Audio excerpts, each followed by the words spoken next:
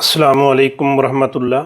ان الحمد للہ والصلاۃ والسلام علی رسول اللہ۔ قیامت کے روز اللہ تبارک و تعالیٰ جہاں اپنے بندوں پر بڑا مہربان ہوگا، بڑے انعامات دے گا، وہاں اللہ تبارک و تعالیٰ کا جلال، اس کا ڈسپلن، نظم و ضبط ایسا ہوگا، کوئی بندہ اللہ تبارک و تعالیٰ کے سامنے بات کرنے کی ہمت نہیں کرے گا۔ اور فرشتوں کا کیا حال ہوگا، اس کا تذکرہ اس آیت میں ہے۔ چلیے میرے ساتھ آئیے دیکھتے ہیں اس آیت کا ترجمہ۔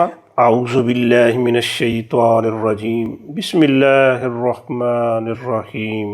یوم، اس دن، یقوم، کھڑا ہوگا، واحد ہے لیکن ترجمہ آگے آنے والے فاعل کے مطابق کریں گے۔ یوم یقوم، اس دن کھڑے ہوں گے، الروح، جبرائیل امین، اور الملائکۃ، فرشتے۔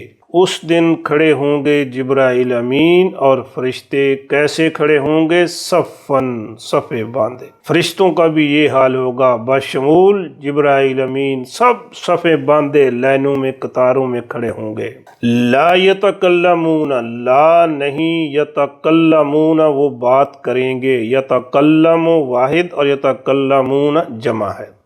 ہاں، بات کرے گا۔ الا من، مگر وہ شخص، آذین لہو، آذین اجازت دے گا، لہو جس کو، لا کو، ہو جس، آذین لہو جس کو اجازت دے گا۔ کون دے گا اجازت؟ الرحمن، رحمان، جس فرشتے کو رحمان اجازت دے گا بات کرنے کی، وہی بات کر سکے گا، کوئی اور بات نہیں کر سکے گا۔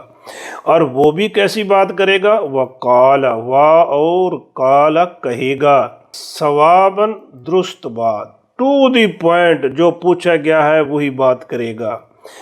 ذالک، یہ، الیوم، دن، ذالک الیوم، یہ دن، الحق، سچ ہے، حق ہے، واقع ہو کے رہنے والا ہے، کوئی مانے یا نہ مانے۔ فمن شاء، فا پھر من، جو، شاء چاہے، شاء اس نے چاہا، شاء من شرطیہ ہے اس لیے اس کا ترجمہ حال میں کریں گے۔ فمن شاء، پھر جو چاہے، اتخذ، بنا لے، اختیار کر لے، کیا؟ الی ربہ، الی طرف، ربی، رب ہی اپنا، الی ربہ، اپنے رب کی طرف، اپنے رب کے ہاں، کیا؟ مآب، ٹھکانہ، رہنے کی جگہ۔ ترجمہ ایک بار پھر دیکھ لیجئے۔ یوم یقوم الروح، اس دن کھڑے ہوں گے جبرائیل امین، والملائکۃ، اور فرشتے، صفاً، صفے باندھے ہوئے، قطار در قطار، لا یتکلمون، نہیں وہ بات کریں گے، الا من، سوائے اس کے، آذین لہ الرحمن، جس کو اجازت دے گا رحمان، وقال صوابا، اور کہے گا وہ درست بات، ٹو دی پوائنٹ۔ ذالک الیوم، یہ دن، الحق کو، سچ ہے، فمن شاء، پھر جو چاہے، اتخذ، بنا لے، الی ربہ، مآب، اپنے رب کے ہاں ٹھکانہ۔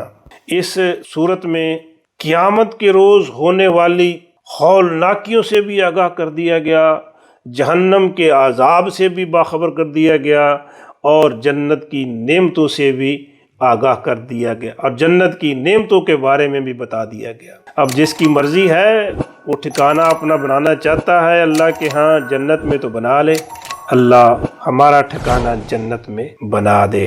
وما توفیقی الا باللہ۔